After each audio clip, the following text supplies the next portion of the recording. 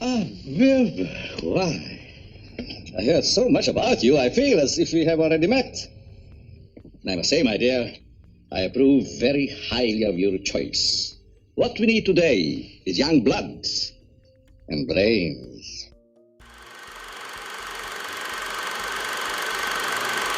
Hello to all the classic people that are returning. I'm glad you're back. I want to welcome any new visitors. As a technical note, references and citations are listed for each show on the site at classicmovierev.com. Today on the Classic Movie Reviews podcast, we are taking on Abbott and Costello Meet Frankenstein 1948. The show now has merch, so look for the links on the site and in the show notes so you can support the show through making purchases. Today's film is hilarious. I defy you to watch it and not laugh out loud a few times. IMDb.com rates this movie at a decent 7.4. On RottenTomatoes.com, this movie has an 89% on the tomato meter and 85% audience approval. So not too shabby. In a July 29, 1948 review, New York Times film critic BC stated, quote, "Most of the comic invention in Abbott and Costello Meet Frankenstein is embraced in the idea and the title. The notion of having these two clowns run afoul of the famous screen monster is a good laugh in itself. But take this as a gentle warning. Get the most out of that one laugh while you can, because the picture does not contain many more. That is to say, the situations which the wags at Universal have contrived for these two untiring comedians in this assembly line comedy are the obvious complications that would occur in a house of horrors. Costello, the roly-poly and completely susceptible one, shudders and shakes in standard terror to behold the assembly of ghouls, which include not only the monster, but Count Dracula and the Wolfman. Abbott, preventing from seeing the creatures until near the end, scoffs and snorts at his partner for behaving so curiously. After a thorough exhaustion of this play on frustration and fright, the story is brought to a climax with the intended transference of a brain. Whose brain is tagged for what monster, we leave you to surmise. That one laugh." Unquote. So, they didn't really care for it that much. I think it's funny. And I'm sure you will too. This film was the only time Bela Lugosi reprised his Dracula 1931 role. Boris Karloff liked the project but turned down the part of the monster. Actors. Right, and I'm a Shakespearean actor. The one and only Wolfman, Lon Chaney Jr., was Lawrence Talbot, aka the Wolfman. Chaney was first covered in The Wolfman 1941. Bela Lugosi was in Dracula's role, but he was using the name Dr. Lejos for most of the movie. Lugosi was first covered in The Wolfman 1941 also. Glenn Strange, the bartender from Gunsmoke, played the monster or Frankenstein's monster. Strange had played the monster before and was covered in House of Frankenstein 1944. Bud Abbott, one half of the comedy team, played Chick. Abbott was born in New Jersey in 1895. Both of his parents had worked for Barnum and Bailey Circus. While growing up, he worked in carnivals and left school before finishing in 1909. Bud worked in theater management and also played the straight man in comedy and burlesque in vaudeville. In 1931, he replaced the straight man for Lou Costello. A lightning bolt must have struck because they were perfect as a team. They began playing a variety of venues working on their comedy act. In 1938, they were featured on The Kate Smith Hour and shown to a national audience. In 1939, they signed a movie contract with Universal. Their first film was One Night in the Tropics, 1940. Based on their performance, they were allowed to star in Buck Privates, 1941. This movie, which also featured the Andrews Sisters, a big singing act at the time, grossed over $10 million. The pair of comedians became famous movie stars. They had a radio show from 1941 to 1949 and a television show in 1952. As we know from the film noir story, America's cinema taste was changing. This duo's popularity fell off until they starred in Abbott and Costello Meet Frankenstein 1948. The movie did so well that Universal began pairing them with various film monsters. They worked with most of the top monsters, with the most crucial omission being the creature from the Black Lagoon, or Gillman as we called him. When the duo's film career ended, the pair broke up in 1957. Lou continued to work until 1966 when he became too ill to work. He died in 1974. Lou Costello, the other half of the comedy team, played Wilbur. Lou was born in 1906 in New Jersey. He won 32 straight amateur boxing matches in New Jersey, and that's no small feat. Lou dropped out of high school and went west to become a star. He worked as a carpenter for MGM and Warner. He also spent time working as a stuntman before returning to comedy in vaudeville. He had a few uncredited film appearances in the 1920s. In 1931, he began working with Bud Abbott and had the same career as Lou, who is listed above, until 1957, when the team split up. He made a movie and tried another tour with a different partner, but it was not well received. Lou tried to mention Paterson, New Jersey in each film, and he was a perennial fourth wall breaker. Lou died in 1959. Lenore Aubert played mad scientist Sandra Mornay. She was born in 1918 in the Austro-Hungarian Empire in what is now Slovenia. Her father was an army general, and she grew up mostly in Vienna. During this time, she worked as an extra in some films. She married a Jewish man and left for America when those damn Nazis started acting up. Lenore began modeling in New York. She eventually left for California to take a theater role. A talent agent saw her on the stage in Los Angeles, and she was signed by Samuel Goldwyn for the film They Got Me Covered in 1943. Next, she was in Action in Arabia 1944, but got little attention. She went to Republic, where she was in The Catman of Paris 1946. She continued working in B movies, never quite making it all the way to the A's. Some of her films include I Wonder Who's Kissing Her Now 1947, The Return of the Whistler 1948, and Barbary Pirates 1949.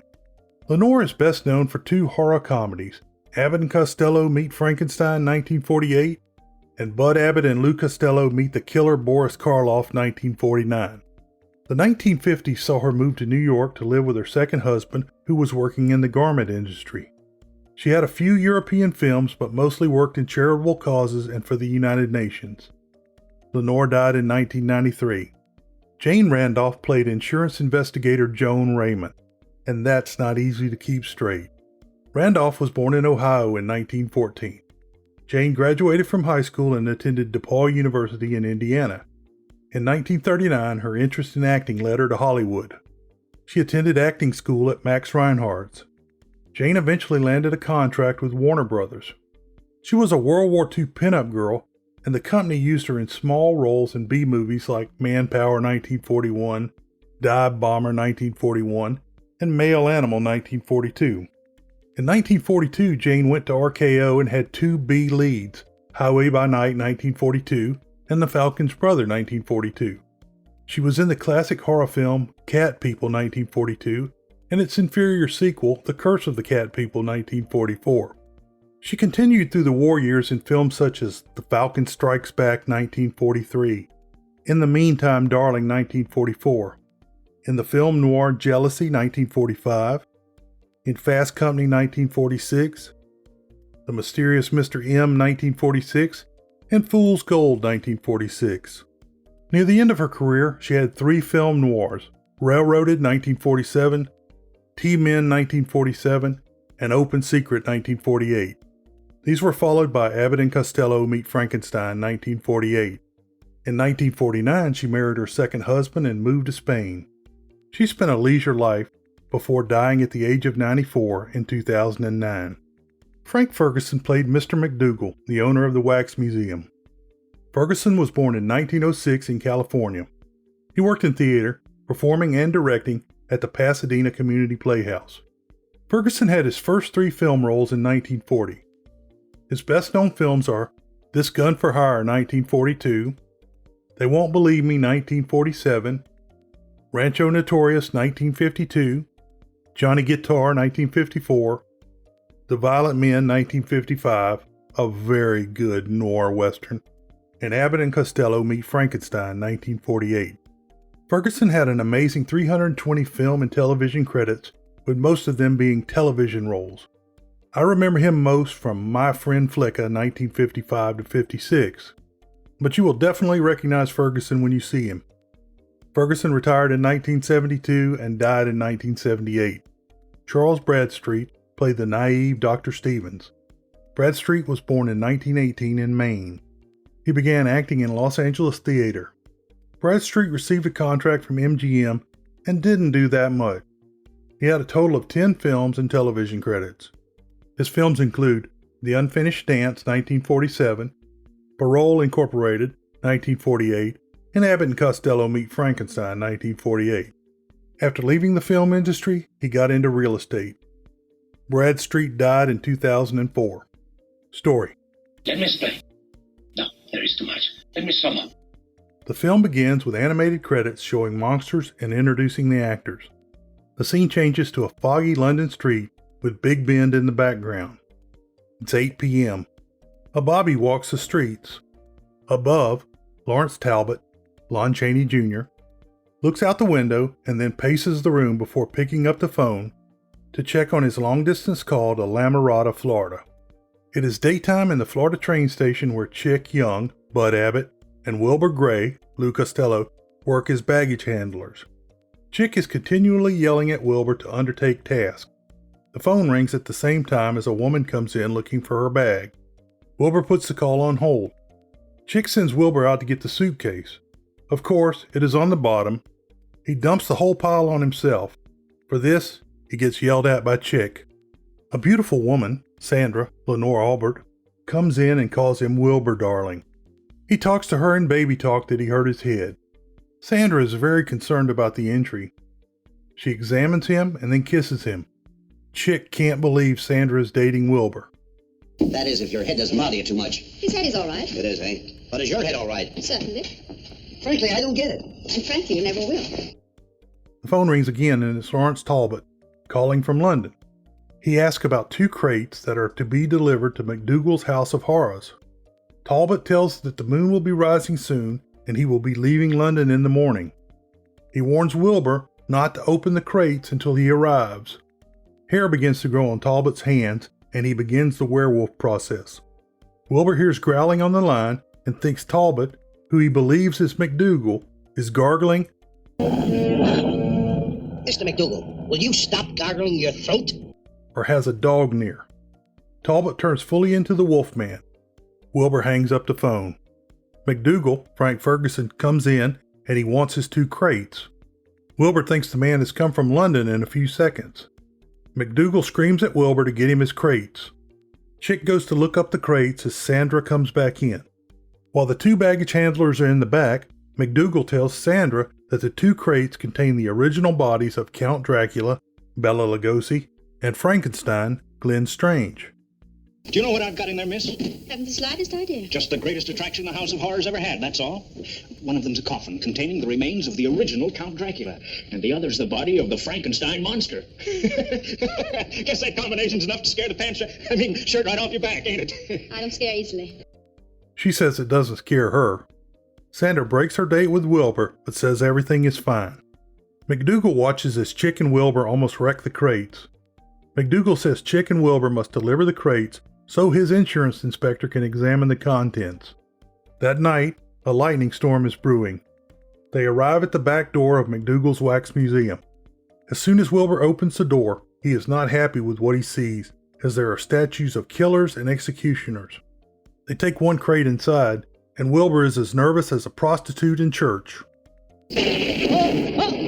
Come on, you fraidy cat. These things can't harm you. They're made out of wax. You know, people pay McDougal cash to come in here and get scared. I'm cheating them. I'm getting scared for nothing.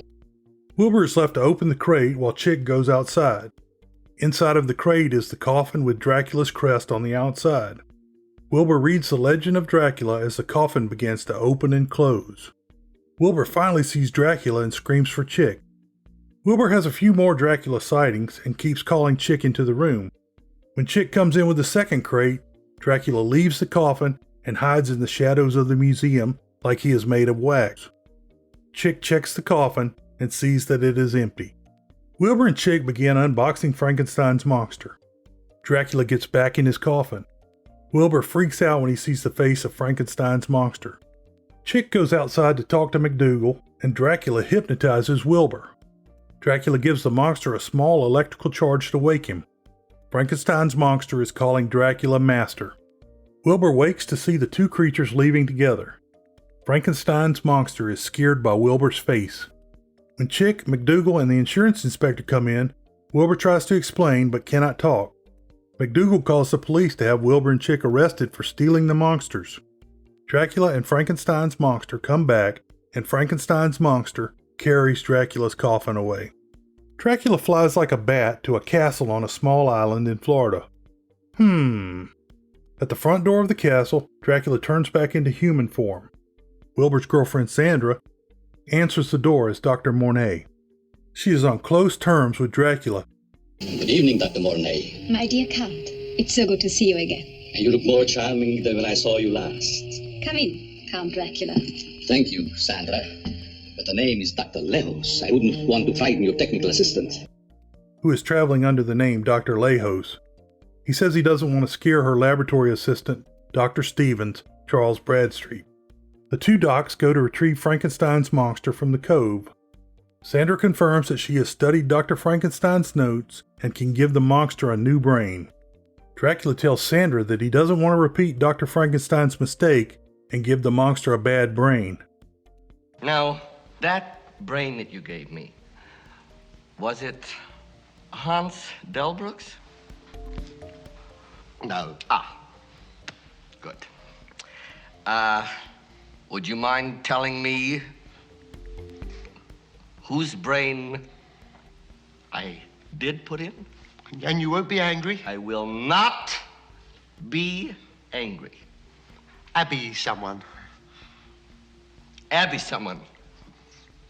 Abby who? Abby normal. Sandra says she has found the most simple and pliable brain possible, the brain of Wilbur. Chick and Wilbur spend a day and a night in jail before someone mysteriously bails them out. Back in town, Wilbur is still trying to convince Chick of what he has seen. Chick shines him on. Talbot knocks on the door and meets the two guys. He says the bodies were alive. Talbot is trying to stop Dracula from reviving the monster. Talbot cannot go to the police because he is a werewolf. He has Wilbur lock him in another room so he can turn into a werewolf that night. Of course, Wilbur keeps going back and opening the door. Talbot has changed into the Wolfman and plays cat and mouse with Wilbur. McDougal rages on the insurance investigator until it is revealed that a top investigator, Joan Raymond, Jane Randolph, bailed them out of jail. She thinks she can trick Wilbur into showing her the location of the stolen monsters. Sandra comes by in the morning to see Wilbur, and the boys find out that she didn't bail them out. She tells Wilbur to pick her up at the castle, alone, at sunset for that night's masquerade ball. I'm sure it's supposed to be a bow, but the design on the back of Sandra's jacket looks just like a bat. Sandra leaves and there is a knock on the door. Wilbur thinks it's Sandra and he puckers up. Joan kisses him as she walks into the room. Chick is amazed and Wilbur is stunned. She says she is in love with Wilbur, as in love at first sight. Joan invites herself as Wilbur's date to the masquerade ball. Wilbur doesn't want to share either date with Chick. Wilbur finally remembers Talbot and opens his room. The place is wrecked and they think he's been on a drinking bender. Talbot explains that he is a werewolf. Talbot gets upset when Wilbur makes fun of him. Wilbur says Chick can help with the monsters. That night, Chick, Wilbur, and Joan boat over to the castle island. Eventually, the trio goes to the castle. Dr. Stevens opens the door. Sandra is upset that Wilbur did not come alone. Sandra wants to get rid of Chick and Joan. She takes Joan away to powder her nose. Chick is still trying to get one of the two dates. Now you've got two dates. What about Sandra, you bigamist? Sandra? I don't know. Joan is awful cute. All right, you take Joan, I'll take Sandra. Oh, Sandra sends me. Well, then I'll take Joan. Joan sends me too. Now listen, you sawed-off Romeo. In a minute, I'll send you. You don't even appeal to me. Look, Wilbur, we've always been pals, haven't we? Oh, yes. We've always shared and shared alike, haven't we? Mm-hmm. Well, now, look, let's be reasonable. Come on. I've always shared with you. That you have. If I had 2 cigarettes, I'd give you one. That's right. And if I had 2 pairs of shoes, I'd give you a pair. Don't I know that? And if I have 2 girls... well? Why don't you light that cigarette, put on those shoes, and take a walk for yourself? Wilbur answers the phone and it's Talbot. Talbot says that Dr. Lejos/Dracula has been receiving a lot of electrical equipment. Wilbur tries to run out when he finds he may be in the house with Dracula. Chick forces Wilbur to help him search the castle. They go through a door that leads down some dark stairs to an interior boat dock. Falling through a secret revolving door, Wilbur sees the monster and Dracula. Chick never sees either. Wilbur has a few close calls, including sitting on the monster's lap. They do a bit with the trick wall where Chick and Wilbur and the monsters are on opposite sides. Then Wilbur ends up with the monsters. These exchanges were done to great effect in Indiana Jones and the Last Crusade 1989, except with Nazis. Joan dresses as a gypsy, which I assume is an homage to the Wolfman 1941. Joan finds The Secrets of Life and Death by Dr. Frankenstein. Sandra sees Joan looking through the book and discovers that she is an insurance investigator. The two couples are in the foyer, and Wilbur tries to tell Sandra what he saw in the basement. Dracula comes down the stairs in a robe. He is very interested in Wilbur, saying what they need is young blood and brains. I hope you weren't disturbed, Dr. Leho. It is perfectly right, my dear. Introduce me. This is Miss Raymond, Mr. Young, and this is Wilbur. Ah, Wilbur, why? I heard so much about you, I feel as if we have already met. And I must say, my dear, I approve very highly of your choice. What we need today is young blood and brains. Dr. Stevens comes and asks Dracula about the equipment. Dracula encourages Dr. Stevens to go to the party. He likes Joan and says he will. Dracula says Chick, Joan, and Stevens will go on the first run, and Wilbur and Sandra will follow. Sandra says she cannot go to the party because she has a headache. Upstairs, Sandra tells Lejos/Dracula about everything she has found out. She wants to wait for the operation, but Dracula tries to bluff her into doing it. Sandra cannot be bluffed easily. She says her will is as strong as his, but Dracula easily hypnotizes her before biting her neck. Now then, what was it all about? This thing is too dangerous. The girl is an insurance investigator. Stevens is asking too many questions, and Wilbur was up to something in the basement. I think we ought to wait. And jeopardize the success of the operation? Never. I must warn you, my dear Sandra. I am accustomed to having my orders obeyed, especially by women with a price on their heads. Don't try to scare me, Count Dracula. Here, The Secrets of Life and Death by Dr. Frankenstein. Memorize them. Operate yourself if you're in such a hurry. I have other ways of securing your cooperation. You're wasting your time. My will is as strong as yours. Are you sure? Dracula's reflection incorrectly shows in the mirror. Joan and Stevens go to dance at the party while Chick and Wilbur go to put on their costumes. They run into McDougal, who is wearing a devil outfit. He is still angry, thinking they stole his monster bodies. Talbot is in the changing room when Chick and Wilbur come in. Wilbur has a ghoul mask and Chick has a werewolf mask. Dracula and Sandra arrive at the party. She is entirely under Dracula's control. Talbot calls Dracula by his real name. Dracula takes Joan to the dance floor. Sandra leaves with Wilbur. Sandra is already a vampire and tries to bite Wilbur. Of course, that would take 3 days for her to turn. Wilbur sees a bat flying in her eyes. You're not yourself. Is there anything I can do to help? Yes. I want you to go away with me, to the island. Just me and you? Yes. I want to be the only one in your life.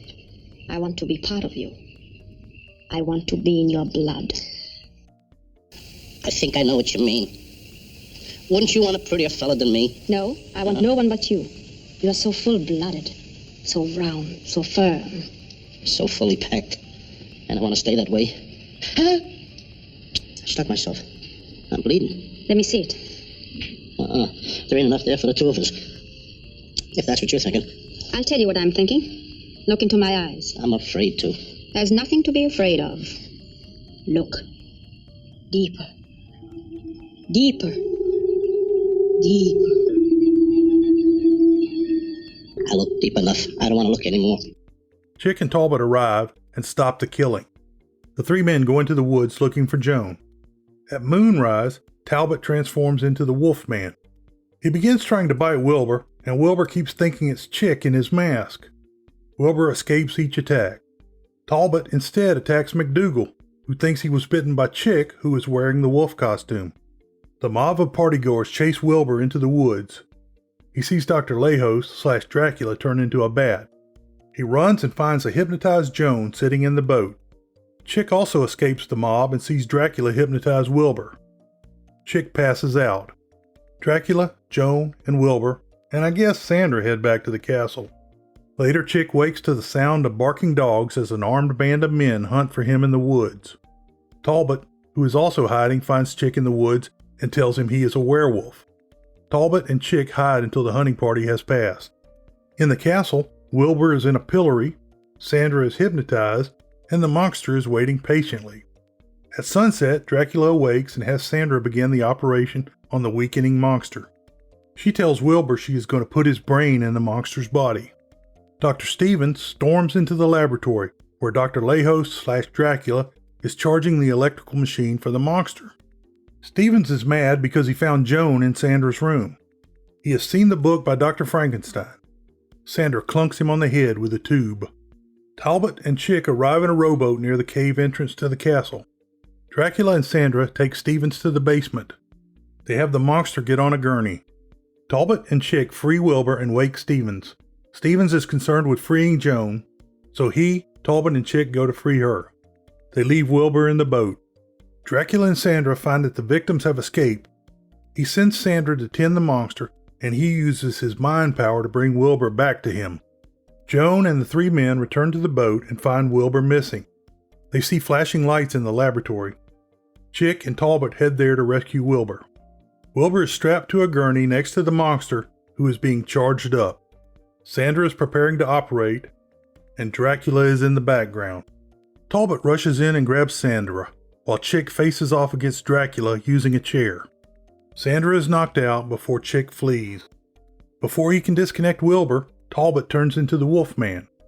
Of course, the werewolf starts breaking things. Dracula comes in and he and the Wolfman have a push-me-pull-me fight with Wilbur's gurney. Finally, Dracula, realizing that the Wolfman is too strong, flees. The now charged up monster escapes from his table. Sandra wakes and tries to stop the monster, but he picks her up and throws her out the window.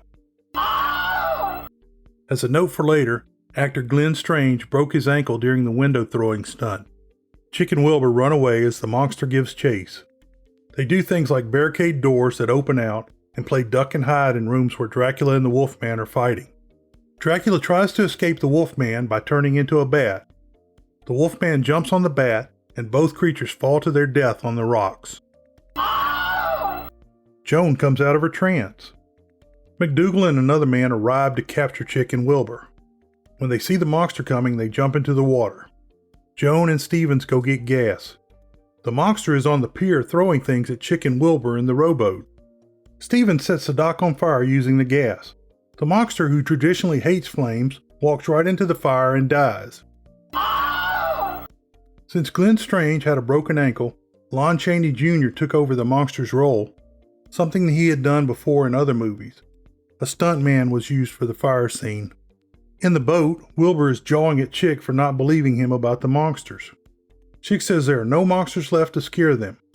Then an unseen voice states, "Oh, that's too bad. I was hoping to get in on the excitement. Allow me to introduce myself. I'm the Invisible Man." A cigarette is lit in the air, and the voice, uncredited by Benson Price, begins to laugh.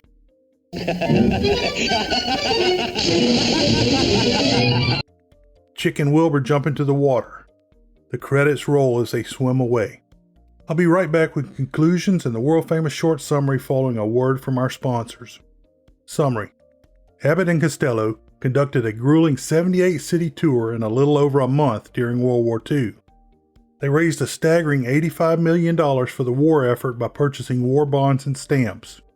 In 1959, following Costello's death, the IRS demanded that the remaining partner, Abbott, pay the over $750,000 of back taxes. The IRS declared the money as personal income that was donated to the government. Abbott had to sell off his estate, his 200-acre ranch, his wife's furs and jewelry for the debt. He also had to sell off his rights to profits from the Universal films. The IRS's position was that is how the law was written. That's a real Nuremberg defense. Abbott and Costello were not alone in this tax trouble. Boxer Joe Louis, called the Brown Bomber, was the world heavyweight boxing champion from 1937 to 49. When World War II broke out, Louis volunteered for the Army. He donated around $1.2 million in today's funds for the war effort. The IRS attached Louis for back taxes, forcing the aging fighter to return to the ring. World famous short summary: a 4 dates a 10 and ends up in trouble. I hope you enjoyed today's show. You can find connections to social media and email on the site at classicmoviereviews.com.